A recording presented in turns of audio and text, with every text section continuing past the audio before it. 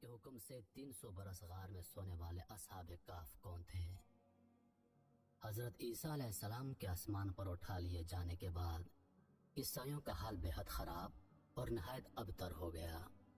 لوگ بت پرستی کرنے لگے اور دوسروں کو بھی بت پرستی پر مجبور کرنے لگے۔ خصوصاً ان کا بادشاہ دقیانوس تو اس قدر ظالم تھا کہ جو آدمی بت پرستی سے انکار کرتا اس کو قتل کر ڈالتا تھا۔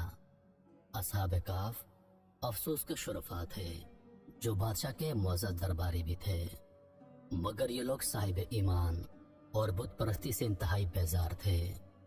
دقیانوس کے ظلم و جبر سے پریشان ہو کر یہ لوگ اپنا ایمان بچانے کے لیے اس کے دربار سے بھاگ نکلے اور قریب کے پہاڑ میں غار کے اندر پناہ گزین ہوئے اور سو گئے۔ وہ لوگ 300 برس سے زیادہ عرصے تک اسی حال میں سوتے رہ گئے۔ دقیانوس نے جب ان لوگوں کو تلاش کرایا اور اس کو معلوم ہوا کہ یہ لوگ غار کے اندر ہیں تو وہ بے حد ناراض ہوا اور فرط و غیظ و غضب میں یہ حکم دے دیا کہ غار کو ایک سنگین دیوار اٹھا کر بند کر دیا جائے تاکہ یہ لوگ اسی حال میں رہ کر مر جائیں اور وہی غار ان لوگوں کی قبر بن جائے۔ مگر دقیانوس نے جس آدمی کے سپرد یہ کام کیا تھا وہ بے حد نیک دل اور صاحب ایمان آدمی تھا۔ اس نے اصحاب کہف کے نام کی تعداد اور ان کا پورا واقعہ ایک تختے پر لکھ کر تانبے کے صندوق کے اندر رکھ کر دیوار کی بنیاد میں رکھوا دیا اور اسی طرح کی ایک تختی شاہی خزانے میں محفوظ کرا دی۔ کچھ دنوں کے بعد دقیانوس بادشاہ مر گیا اور سلطنتیں بدلتی رہیں، یہاں تک کہ ایک نیک دل اور انصاف پرور بادشاہ جس کا نام بیدروس تھا وہ تخت نشین ہوا، جس نے 68 سال تک شان و شوکت کے ساتھ حکومت کی۔ اس کے دور میں مذہبی فرقہ بندی شروع ہو گئی اور بعض لوگ مرنے کے بعد اٹھنے اور قیامت کا انکار کرنے لگے۔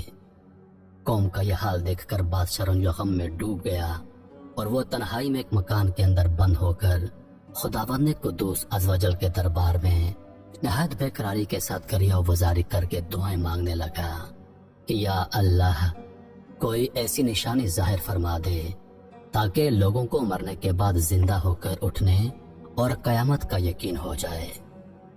بادشاہ کی یہ دعا مقبول ہو گئی اور اچانک بکریوں کے ایک چرواہے نے اپنی بکریوں کو ٹھہرانے کے لیے اسی غار کو منتخب کیا اور دیوار کو گرا دیا۔ دیوار گرتے ہی لوگوں پر ایسی ہیبت اور دہشت سوار ہو گئی کہ دیوار گرانے والے خوف کے مارے وہاں سے بھاگ گئے اور اصحاب کہف اللہ کے حکم سے اپنی نیند سے بیدار ہو کر اٹھ بیٹھے اور ایک دوسرے سے سلام و کلام میں مشغول ہو گئے اور عبادت کر لی۔ جب ان لوگوں کو بھوک لگی تو ان لوگوں نے اپنے ایک ساتھی یملیخا سے کہا کہ تم بازار جا کر کچھ کھانا لاؤ اور نہایت خاموشی سے یہ کام معلوم کرو کہ دقیانوس ہم لوگوں کے بارے میں کیا جانتا ہے۔ یملیخا غار سے نکل کر بازار گئے اور یہ دیکھ کر حیران رہ گئے کہ شہر میں ہر طرف اسلام کا چرچا ہے اور لوگ علانیہ طور پر حضرت عیسیٰ علیہ السلام کا کلمہ پڑھ رہے ہیں۔ یملیخا یہ منظر دیکھ کر حیران ہو گیا کہ الہی یہ کیا ماجرا ہے، اس شہر میں تو ایمان اور اسلام کا نام لینا بھی جرم تھا، آج یہ انقلاب کہاں سے اور کیوں کرا گیا؟ پھر یملیخا ایک نان بائی کی دکان پر کھانا لینے گیا اور دقیانوس کے زمانے کا روپیہ نکال کر دیا جس کا چلن بند ہو چکا تھا، بلکہ کوئی اس سکے کا دیکھنے والا بھی باقی نہیں رہ گیا تھا۔ دکاندار کو شک ہو کہ شاید اس آدمی کو کوئی پرانا خزانہ مل گیا ہے، چنانچہ دکاندار نے ان کو حکام کے سپرد کر دیا اور حکام نے ان سے خزانے کے بارے میں پوچھ گچھ کی۔ چنانچہ دکاندار نے ان کو حکام کے حوالے کر دیا۔ حکام نے ان سے خزانے کے بارے میں پوچھ گچھ شروع کر دی اور کہا بتاؤ خزانہ کہاں ہے؟ یملیخا نے کہا کوئی خزانہ نہیں، یہ ہمارا روپیہ ہے۔ حکام نے کہا ہم کس طرح مان لیں کہ یہ روپیہ تمہارا ہے؟ یہ سکہ تو 300 برس پرانا ہے اور صدیاں گزر گئی ہیں کہ اس سکے کا چلنا بند ہو گیا ہے اور تم ابھی جوان ہو، لہذا صاف صاف بتاؤ کہ مسئلہ کیا ہے۔ یہ سن کر یملیخا نے کہا کہ تم لوگ یہ بتاؤ کہ دقیانوس بادشاہ کا کیا حال ہے؟ حکام نے کہا आज रोज जमीन पर उस नाम का कोई बादशाह नहीं है। हाँ, सैकड़ों बरस गुजर गए कि उस नाम का एक बेईमान बादशाह गुजरा है जो बुत परस्त था। अबे कल ही तो हम लोग उसके खौफ से अपने ईमान और जान बचा कर भागे हैं। हमारे साथी करीब ही एक गार में मौजूद हैं। तुम लोग मेरे साथ चलो, मैं तुम लोगों को उनसे मिला देता हूँ। चुनांचे हुकाम और अमायदीन शहर कसीर तादाद में उस गार के पास पहुंचे।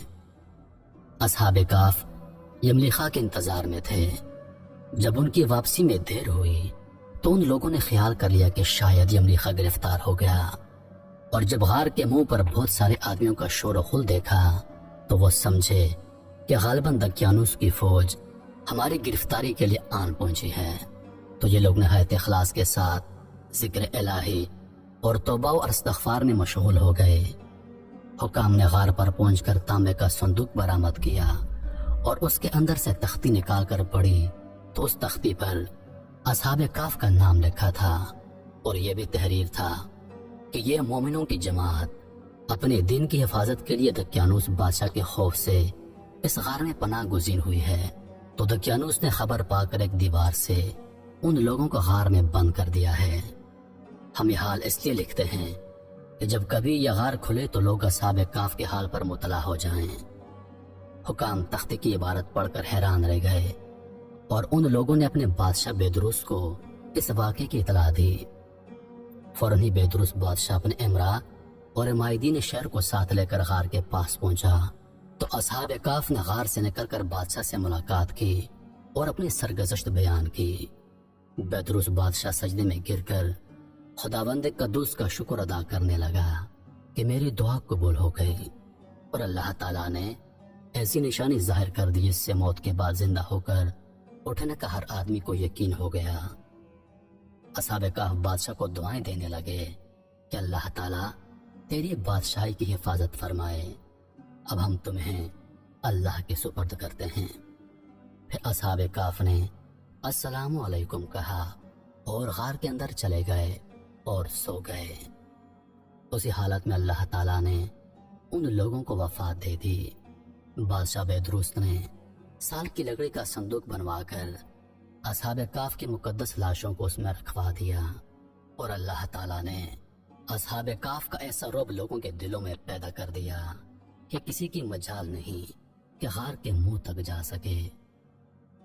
इस तरह असहाबे काफ की लाशों की हिफाजत का अल्लाह ताला ने सामान कर दिया। फिर बेदरुस बादशाह ने गार के मुंह पर एक मस्जिद बनवा दी और सालाना एक दिन मुकर्रर कर दिया कि तमाम शहर वाले इस दिन ईद की तरह जियारत के लिए आया करेंगे। तो यह था असहाबे काफ का सच्चा वाकया। उम्मीद करता हूँ कि वीडियो आप दोस्तों को पसंद होगी। वीडियो पसंद आ जाए तो हमारे चैनल को ज़रूर सब्सक्राइब कर दें और साथ में मौजूद घंटी के बटन को ज़रूर दबा दें ताकि हमारी हर नई आने वाली वीडियो सबसे पहले आप तक पहुँचे। मुझे दीजिए इजाज़त। ज़िंदगी रही तो अगली बार एक और वीडियो लेकर आपकी खिदमत में हाज़िर होऊंगा। तब तक के लिए खुदा हाफिज़। अल्लाह पाक आप सबका हाफिज़ों निगहबान। हंसते रहिए और हमेशा मुस्कुराते रहिए।